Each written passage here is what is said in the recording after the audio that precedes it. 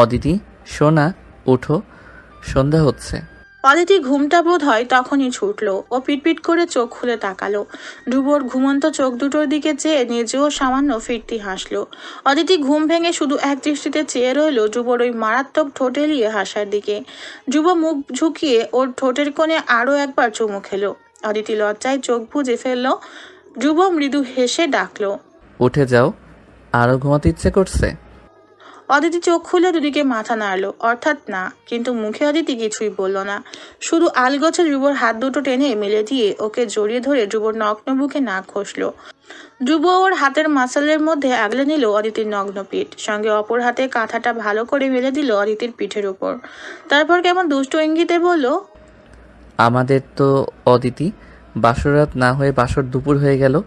Unique কাপলের unique বাসর। হ্যাঁ, বলে হেসে ফেলল ধ্রুব। অদিতি লজ্জায় শেষ, ও অস্থির লজ্জায়। পরপর ধ্রুবর বুক থেকে মাথা তুলে সরে গেল বালিশের উপর। কাঁথা দু হাতে বুকের উপর চেপে ধরে আশেপাশে খুঁজতে লাগলো কিছু। ধ্রুব হয়তোবা সেটা বুঝলো। ও ওভাবেই দেখতে লাগলো, অপেক্ষা করতে লাগলো অদিতি মুখে কিছু বলুক। অদিতি আশেপাশে কিছু না পেয়ে ধ্রুবর দিকে অসহায় চোখে তাকালো। ধ্রুব ভ্রু উচালো তখনই। কি কিছু বলবে? অদিতি লজ্জায় চোখ নামিয়ে অস্ফুটে বলার চেষ্টা করলো। আমার শাড়িটা দিন প্লিজ। ধ্রুব তখনও বামব্রু উঁচু করে তাকিয়ে রয়েছে। ধ্রুবর হুডের চোখের অমন দুষ্টু ইঙ্গিতে এক প্রকার মুচড়ে গেল অদিতি। কাঁথাটা দিয়ে চোখ মুখ ভালো করে ঢেকে লেপটে গেল একদম বিছানার সঙ্গে। ধ্রুব মৃদু হেসে কাঁথার উপরেই অদিতির কপালে চুমু খেলো। অদিতির চোখ বুজে হাঁসফাঁস করে উঠল যেন। ধ্রুব কোনো রকম পাশে থাকা একটা টাওয়াল ঝটপট কোমরে পেঁচিয়ে নিয়ে বিছানা থেকে নেমে কাবার থেকে নতুন সুতির শাড়ি বের করে বিছানার উপর রাখলো। নিজেও ওয়াশরুমের দিকে যেতে যেতে বলল, শাওয়ার নিতে যাচ্ছি। কাঁথার ফাঁকে আর লুকিয়ে দেখতে হবে না আমাকে, উঠে পড়ো। অদিতি চোরের মতো ধরা পড়ে জিহ্বা কামড়ে ধরে চোখ খিচে ফেললো। ইস, সে বুঝে গেছে। বাথরুমের দরজা আটকানোর শব্দ কানে আসলো। অদিতি কাঁথা সরালো মাথার উপর থেকে। মৃদু হেসে বিছানার উপর ধ্রুবের বের করে দেওয়া শাড়ির দিকে তাকালো। শাড়িটার রং গাঢ় লাল। অদিতি আশেপাশে পুরনো শাড়িটাও আবার খুঁজলো, পেল না। তাই কাঁথাটা গায়ে পেঁচিয়ে নিয়েছে যখন তখন ধ্রুব দরজা খুলে বেরিয়েছে। গায়ে স্রেফ টাওয়াল জড়ানো। অদিতি ওকে দেখেই আটকে উঠে দু কদম সরে ফাঁকা ঢোক গিলে ধ্রুবর দিকে তাকালো। ধ্রুব রীতিমতো তাজ্জব ভঙ্গিতে হাঁ করে কাঁথাই আপাদমস্তক পেঁচানো অদিতিকে দেখছে। হতভম্ব গলায় ধ্রুব বলল, এ কি হালত তোমার? কাঁথা পেঁচিয়েছ কেন? অদিতি ফাঁকা ঢোক গিলে আবারও। ধ্রুবর সামনে ওভাবে দাঁড়িয়ে আছে। খোদা, মাটি ফাঁক হোক, ও ভূগর্ভে আশ্রয় নিক। অদিতি মাথাটা নামিয়ে নিল। জবাবে অস্ফুটে পড়ল, পুরনো শাড়ি পাইনি, নতুন শাড়ি নষ্ট করব? ধ্রুব তখনও অবাক, বলল, পুরনোটা আমি বাথরুমে ভিজিয়ে রেখে এসেছি, বুয়া ধুয়ে দিবে। অদিতি কম্বল পেঁচিয়ে ওভাবেই হাঁসফাঁস ভঙ্গিতে বলল, আপনি ওইদিকে ফিরুন প্লিজ, আমি বাথরুমে যাব। ধ্রুব শুনে না যেন। ততক্ষণে ওর অবাক হওয়া চোখে ধীরে ধীরে দুষ্টুমি খেলে গেল। হুডের চোখ দুটো আরো ছোট করে ব্রু কুচকে ধীর পায়ে এগোচ্ছে, 1 পা 2 পা 3 পা করে। ধ্রুব যত এগোচ্ছে অদিতির গলা ততই শুকাচ্ছে। আজকের এমন একটা দুপুরের পরও অদিতির লজ্জা কমে ভয় বেড়ে গেছে কেন যেন। অদিতি মাথাটা নামিয়ে রেখেছে, চোখ তখনও ওর ধ্রুবর এগোতে থাকা পায়ের দিকে। ও নিজেও কম্পিত ভঙ্গিতে পিছিয়ে গেল 2 কদম। তারপরেই পিঠের সঙ্গে পেল দেয়ালের সংঘর্ষ। ঢোক গিলে থেমে যেতে হলো অদিতিকে। ধ্রুব ধীর পায়ে এগিয়ে অদিতির সামনে এসে দাঁড়ালো। যেহেতু ধ্রুব অদিতির থেকে অনেক লম্বা, তাই দেখা যায় যখনই অদিতির সঙ্গে ধ্রুব কথা বলে ওকে ঝুঁকতে হয়। এবারেও তাই হলো। ধ্রুব ঝুঁকে মুখটা অদিতির মুখের দিকে নিতেই জেন্টস শ্যাম্পুর কড়া সুগ্রাণ নাকে এসে লাগলো অদিতির। ভেসে গেল। ধ্রুব মুখটা বাড়িয়ে অদিতির নরম লাল টুকটুকে গালে চুমো খেতেই দুহাতে কাঁথা খামচে ধরে চোখ বুঝলো অদিতি। অস্ফুটে বলার চেষ্টাও করলো কিছুর। আজ আর না। ধ্রুব ব্রু কুচকালো, বুঝলো না অদিতির কথার অর্থ শুরুতে। গাল থেকে ঠোঁট সরিয়ে ওভাবেই চোখ কুচকে অদিতির দিকে চেয়ে বলল, কি আর না? অদিতি কিছু বলার আগে কিছু একটা ভেবে আচমকা হেসে ফেললো ধ্রুব। হাসতে হাসতে বলল, এইটুকুতেই কাহিল? বাকি রাত তো এখনো পড়েই আছে। ধ্রুব কথাটা বলা মাত্রই অদিতির ভয়ার্ত চোখ তাকালো। ধ্রুব হাসলো ওই তাকানো দেখে। মৃদু হেসে অদিতিকে কাঁথা সহ পাঁচা কোলে তুলে নিতে নিতে বলল, ডোন্ট ওয়ারি, যেটুকু তুমি হ্যান্ডেল করতে পারবে ওইটুকুতেই আমিও পুষিয়ে নেব। স্বামী তোমার কোনো পশু নই। অদিতি মুগ্ধ চোখে ধ্রুবর দিকে চেয়ে রইল। এবার বোধহয় আরো একবার অদিতি এই বকাটে, যে এখন বকাটে নয়, তার প্রেমে একদম ক্ষতবিক্ষত করে ফেললো নিজের একটুখানি হৃদয়। ধ্রুব ওকে ওভাবেই কোলে নিয়ে বাথরুমে রেখে আসলো। যেতে যেতে বলল, শাওয়ার নিয়ে আসো, আমি বাইরে আছি। ধ্রুব যাওয়ার আগে কাঁথায় প্যাকেট করা অদিতির কপালে চুমু খেতেও ভুলল না। রিসেপশনের দিন এগিয়ে আসছে। আগামীকাল ধ্রুব অদিতির রিসেপশন। ধ্রুব চেয়েছিল কদিন পর রিসেপশনের ডেট ফেলতে, কারণ সৌরভ ইয়ামিন অসুস্থ। কিন্তু সৌরভের এক কথা, উনি তোফাজ্জলকে কথা দিয়েছেন, যা বলেছেন তাই হবে। আজ অবধি তার কথা নড়চড় হয়নি, তাহলে আজকেও হবে না। তাছাড়া উনি অসুস্থ, পঙ্গু হননি এখনো। ইয়ামিন বাড়িতে বিশাল তোড়জোড় চলছে। ধ্রুব রুমে অদিতি মেরুন রঙের একটা ভারী লেহেঙ্গা পরে আয়নার সামনে বসে আছে। ওকে সাজিয়ে দিচ্ছে বাহির থেকে আনা কিছু মেকআপ আর্টিস্ট। ধ্রুব যে কতবার এই রুমে আসতে চেয়েছে ইনিয়ে বিনিয়ে বলার বাইরে, কিন্তু দুঃখজনকভাবে ওকে ঢুকতে দেওয়া হয়নি। অজ্ঞতা ধ্রুব অন্য রুমে গিয়ে রেডি হয়েছে। সাজানো শেষ হতে হতে লেগে গেল প্রায় 3-3 ঘন্টা। সঙ্গে ওদিকে ধ্রুব দিল নিজের ধৈর্যের সর্বোচ্চ পরীক্ষা। এতটা ঘন্টা ধ্রুব রীতিমতো মুখটা তেতো করেই রেখেছিল। মেকআপ আর্টিস্ট সাজানো শেষে আয়নায় অদিতির দিকে তাকালো। অদিতি নিজেও নিজের দিকে আগ্রহ নিয়ে তাকিয়ে আছে। কখনো এমন ভারী সাজ সাজেনি এটা ও, তাই বোধ হয় আজ ওকে এই সাজে মারাত্মক দেখাচ্ছে। অদিতি আয়নায় তাকিয়ে গলার চোকার ঠিকঠাক করতে করতে মৃদু হাসলো। একজন মেকআপ আর্টিস্ট এবার কিছুটা দোনামোনা করে বলল, ম্যাম, আপনার গলায় লাভ বাইট দেখা যাচ্ছিল। আমরা এখন কালার কারেক্ট করে ফাউন্ডেশন লাগিয়ে দিয়েছি, একটু খেয়াল রাখবেন প্রোগ্রামে। অদিতি চমকে উঠে আয়নায় নিজের গলার দিকে তাকালো। এতক্ষণে গলার ওই চিহ্নের দিকে ভালো করে খেয়াল করা হলো বোধহয়, কিন্তু এখনো তো বোঝা যাচ্ছে ওই দাগটুকু। বিবাহিত যে কেউ ধরে ফেলবে। এই ধ্রুব কি আদৌ পাগল? এভাবে কেউ লাভ টর্চার করে? যখনই কাছে আসে সে, অদিতির গলা আর গলা থাকে না। রীতিমতো ধ্রুবর অত্যাচারে জর্জরিত হয় ওই স্থানটুকু। কতবার ধ্রুবকে বলেছে ও একটু বুঝে শুনে কিস করতে, অথচ ধ্রুব তার ওই এক কথা, সে বুঝেই কিস করে। অদিতির স্কিনে প্রবলেম, তাই দাগ বসে যায়। আজকে এত মেহমান আসবে, ওরা কেউ দেখে নিলে। অদিতির মুখটা শুকিয়ে গেল একদম। সাজানো শেষ হওয়ার আগে আবারও দরজায় টোকা এলো। দরজার নব ঘুরিয়ে ধ্রুব ডাকছে, অদিতি, শেষ হলো তোমার? অদিতি হতাশ চোখে তাকালো আর্টিস্টের দিকে। ওরাও এবার বিরক্ত সম্ভবত। অদিতির ওদের বিরক্ত হওয়া মুখের দিকে চেয়ে নিচু গলায় বলল, আপনার শেষ হলে দরজা খুলে দিই। মেকআপ আর্টিস্ট এবার হেসে ফেললেন, বললেন, আপনার হাজবেন্ড আসলেই আপনার উপর ফিদা। 3 ঘন্টার সাজে 300 বার এসে ডেকে গেছেন। অদিতি লজ্জায় ইতস্তত ভঙ্গিতে হাসলো। এই লোককে নিয়ে অদিতি আর পারছেই না। এটা ওদের কিভাবে বলবে? মেকআপ আর্টিস্টরা নিজেদের ব্যাগপত্র গুছিয়ে দরজা খুলে দিল। দরজার ওপাশে ধ্রুব দাঁড়িয়ে আছে, কালো রঙের স্যুট পরা, অল ব্ল্যাক ম্যান। মেকআপ আর্টিস্টদের দরজার সামনে দেখে ধ্রুব মাথা নিচু করে সরে দাঁড়ালো, জায়গা করে দিল ওদের যাওয়ার। ওদিকে মেকআপ আর্টিস্টরা ধ্রুবকেই দেখে যাচ্ছে হাঁ করে। এই মেয়ের হাজবেন্ডটা তো আসলেই জোস, এত হ্যান্ডসাম। এখন তো ওদের মেয়ের ওই গলার লাভ বাইটের উপর হিংসা হচ্ছে। কেন যে সবসময় সুন্দর ছেলেগুলোই হাত থেকে ফসকে যায় কে জানে। মেকআপ আর্টিস্টরা চলে যেতে ধ্রুব দরজা খুলে ঢুকলো ভিতরে। অদিতি আয়নার সামনে দাঁড়িয়ে আছে। ধ্রুবকে দেখে ও ঘোমটা ঠিক করে উঠে দাঁড়ালো। ওদিকে ধ্রুব তো রীতিমতো হাঁ। জীবনের প্রথম অদিতিকে অত ভারী মেকআপে দেখছে। বিয়ের দিনও অদিতি ভীষণ সিম্পল সেজেছে। আজ ত্রিনা এক প্রকার যুদ্ধ করে বাড়িতে মেকআপ আর্টিস্ট ডেকেছেন। ধ্রুব শুরুতে রাজি ছিল না, কিন্তু এখন অদিতিকে দেখে ওর চোখের পলকটুকুই পড়ছে না। ধ্রুব আস্তে করে পেছন ঘুরে দরজা লক করে দিল। তারপর আবারও ঘুরে তাকালো অদিতির দিকে। দরজা লক করার শব্দে হাঁসফাঁস করে উঠল যেন অদিতি। মাথাটা নামিয়ে নিল লাজুক ভঙ্গিতে। ধ্রুব ধীর পায়ে এগোলো, আবারও সময় নিয়ে 1 পা 2 পা করে করে। শব্দ হচ্ছে জুতোর। অদিতি আবারও ধ্রুবর পায়ের দিকে চেয়ে রয়েছে। ধ্রুবর হাঁটার ভঙ্গি দেখে অদিতি নিজের হঠাৎ অস্থির লাগছে, হৃৎপিণ্ড লাফাচ্ছে।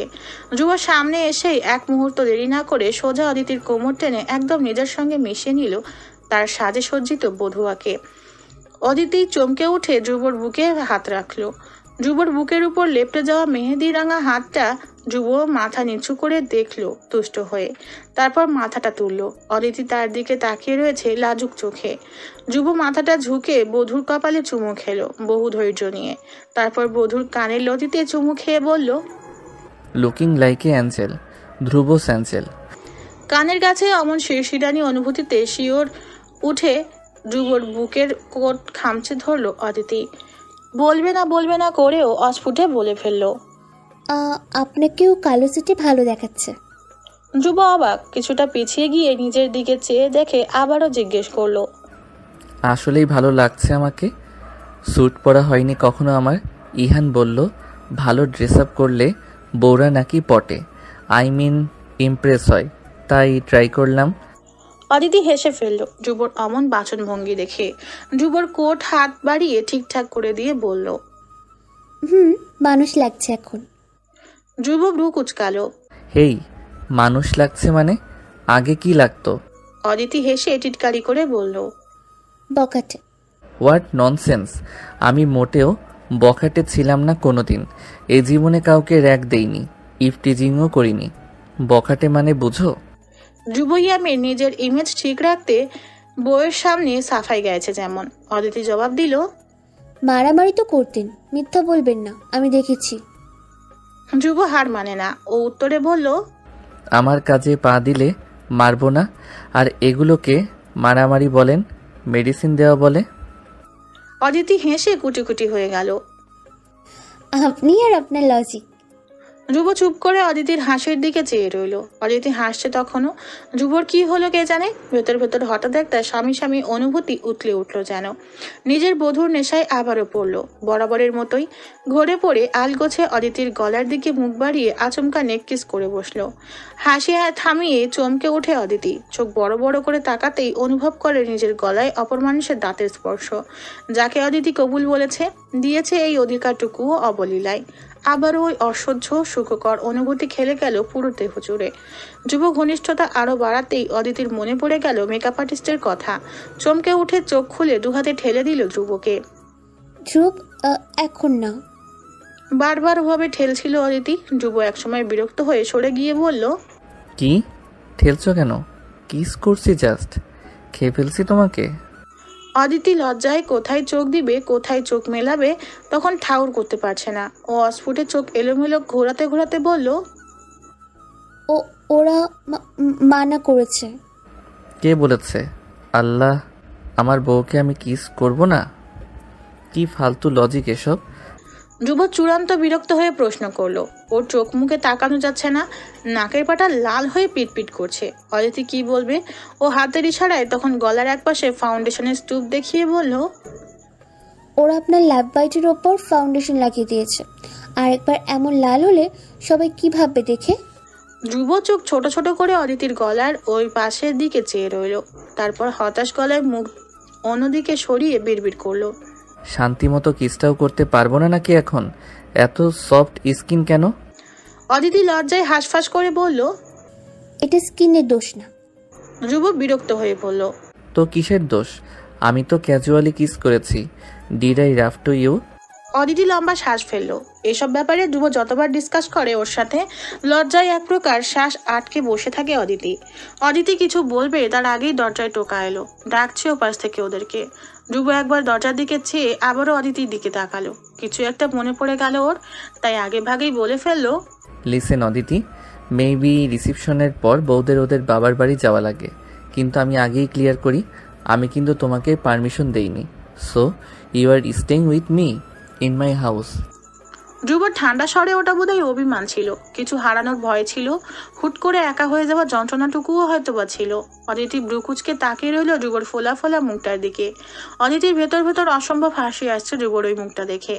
হাসি চেপে অদিতি ওভাবে চেয়ে আছে দেখে ধ্রুব ব্রু কুচকালো। কি ওভাবে কি দেখো? আই এম সিরিয়াস কিন্তু, ওকে? অদিতি আর হাসি আটকে রাখতেই পারল না। ব্রুকুচকে চেয়ে থাকা অবস্থায় ঠোঁট কামড়ে হেসে হেসে মাথাটা আস্তে করে নাড়িয়ে বুঝতারের ন্যায় বলল, বুঝেছি। আর কিছু বলবেন?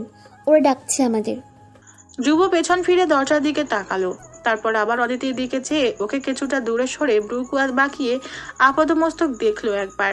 অদিতি ধ্রুবর ওই তাকানো দেখে নিজেও নিজের দিকে চেয়ে দেখলো, ঠোঁট উল্টে বলল, কি দেখেন, ভালো দেখাচ্ছে না আমাকে?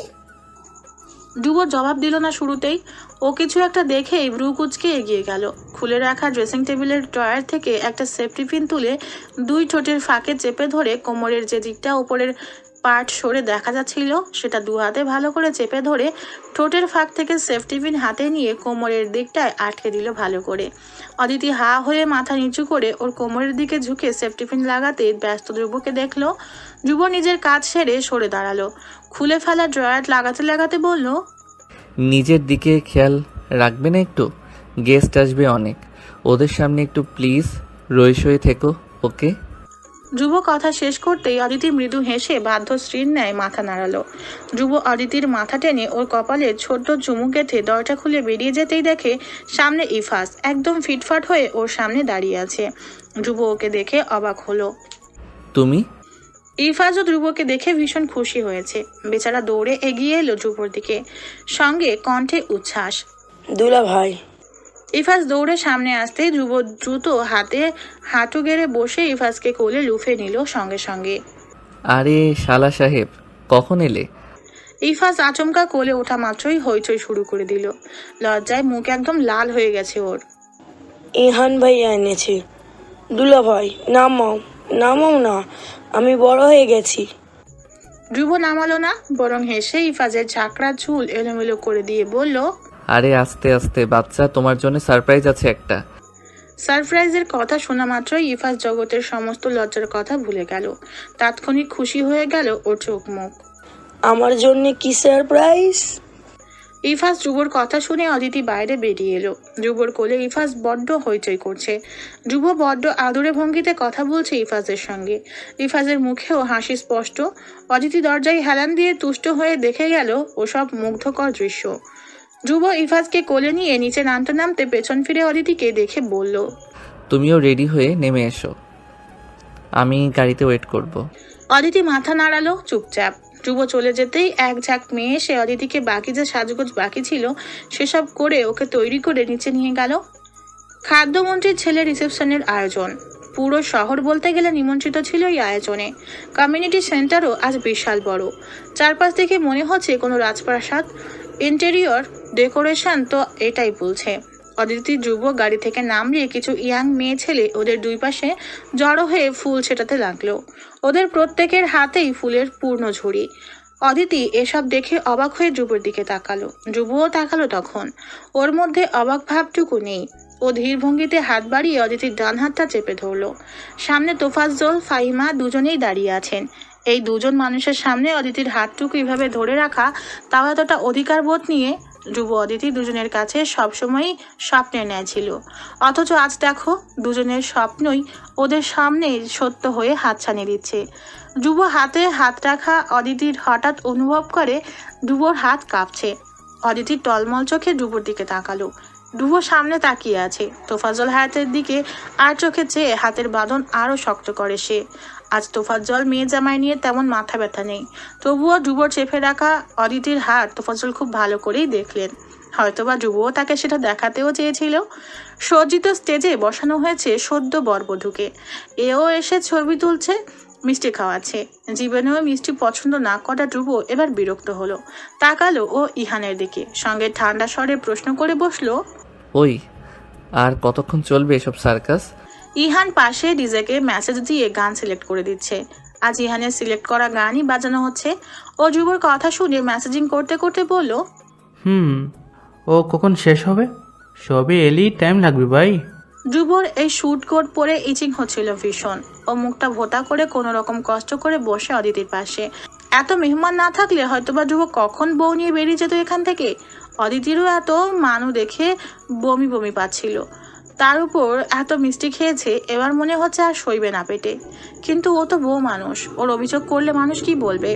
তাই মুখটা কষ্ট করে ওভাবেই বসে রইল নিজের জায়গায়।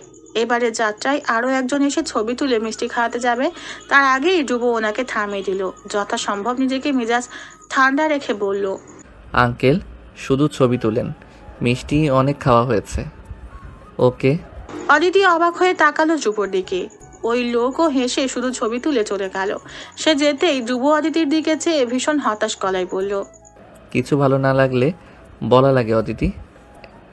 1000 টাইমস আমি এসব শিখাই তোমাকে, তারপরেও।